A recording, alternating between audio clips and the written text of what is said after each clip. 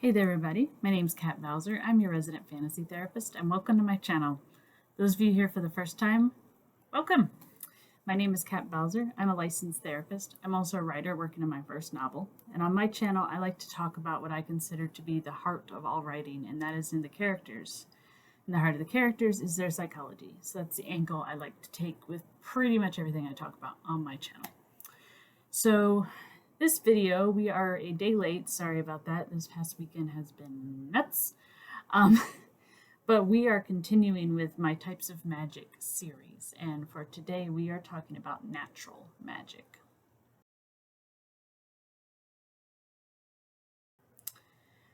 Okay, so what is natural magic? Natural magic, I think, is one of the most versatile of the magics because it can be used in combination with pretty much any of the others, with a choice few exceptions. Natural magic is when you have someone who has essentially a natural talent for magic, but they are not magic by birth. So we talked about native magic, which is magical creatures, people that are born with magic. Natural magic is someone who is essentially mortal, like you or me, and they have no natural magical DNA or anything like that.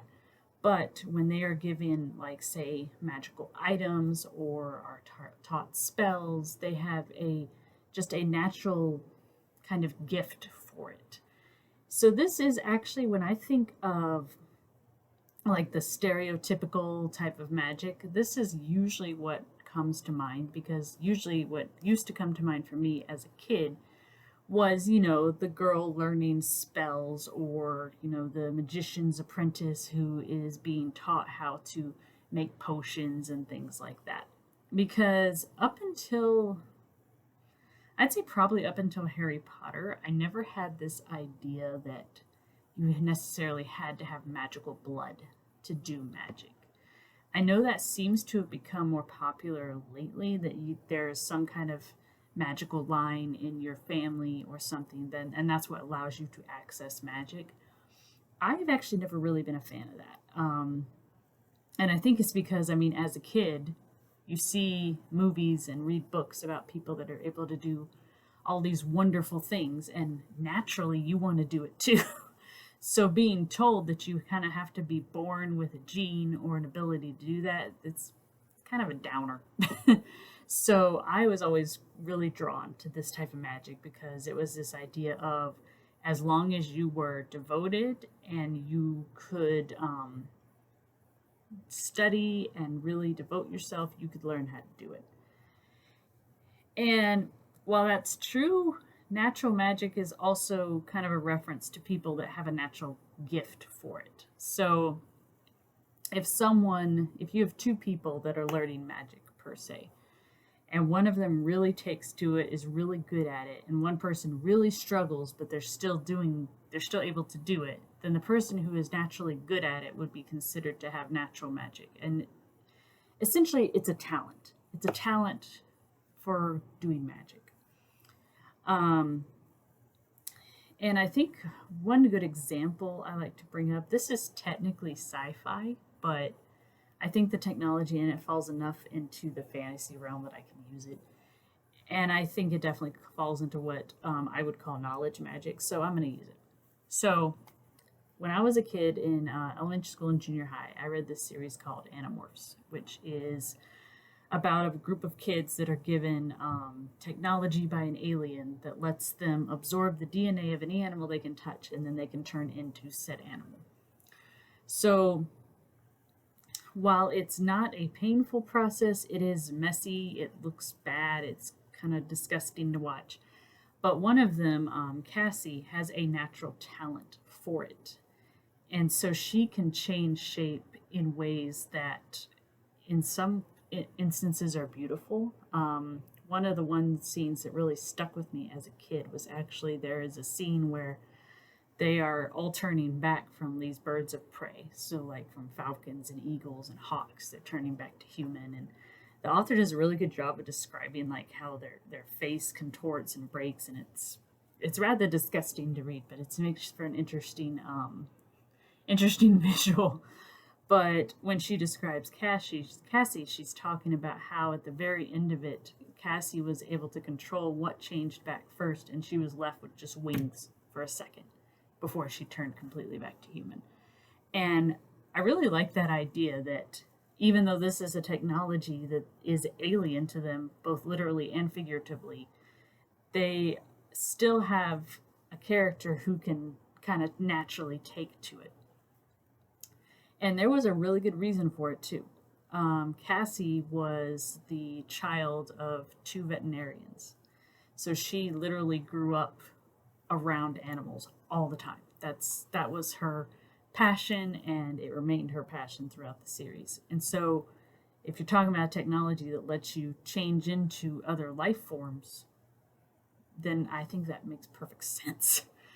And I think that's really what I like to see when we do natural magic, is when the person with the gift for it, when there's a good explanation for why they have the gift.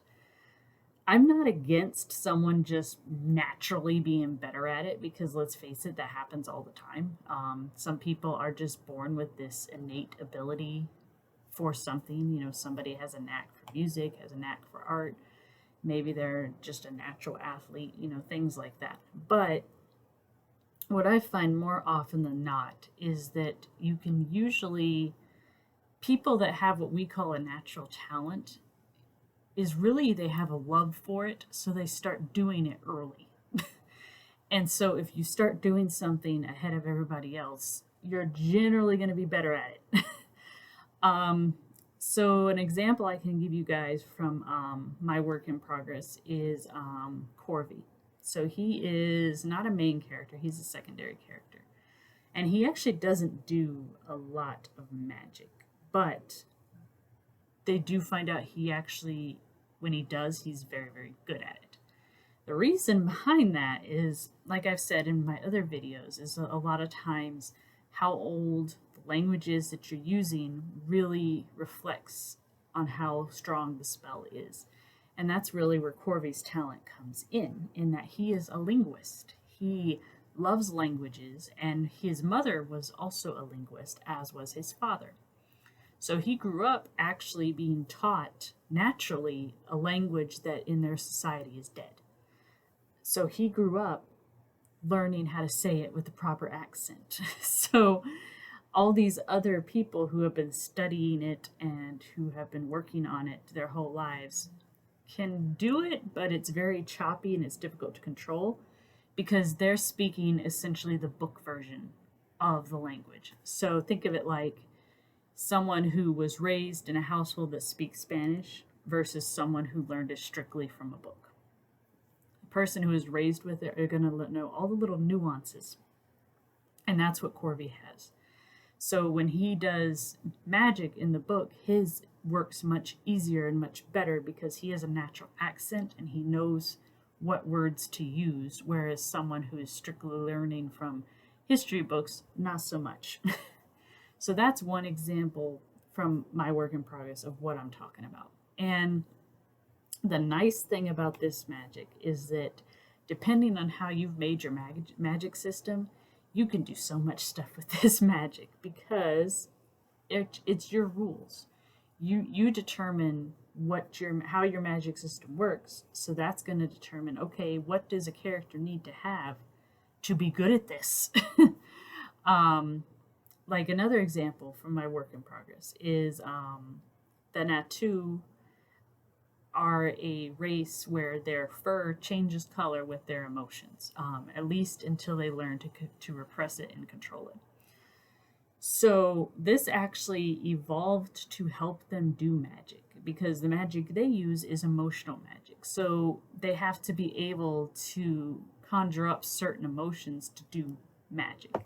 So their biology gives them kind of a leg up on the other creatures in the story. Now, that doesn't mean that other creatures can't use emotional magic. It just means that because they weren't raised with emotion so central to their life, it's going to be more difficult for them. And I think that is really kind of what I want to get across with natural magic is you have to decide how your magic system works. And so you get to decide what is it that is going to give someone an edge up. What is it that's going to make someone have a natural edge, essentially? Like I said, in my world, languages, emotion, things like that are going to give somebody a leg up. Maybe in your world, it has to do with, maybe magic is a very mathematical process. Maybe it involves equations and things like that. So someone that has a very logical or mathematical,